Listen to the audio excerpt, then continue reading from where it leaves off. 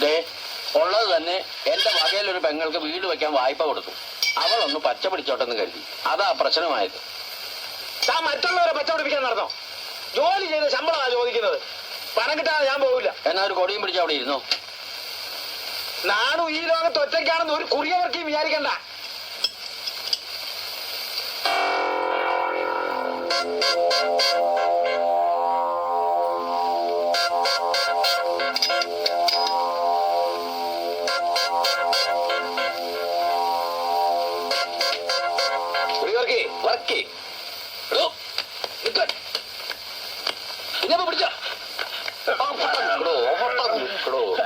നാലു മാസത്തെ ശമ്പളം ബാക്കിയുള്ള ചോദിച്ചപ്പോ നിങ്ങൾ എന്റെ അച്ഛനോട് കൊടി പിടിക്കാൻ പറഞ്ഞു അല്ലേ?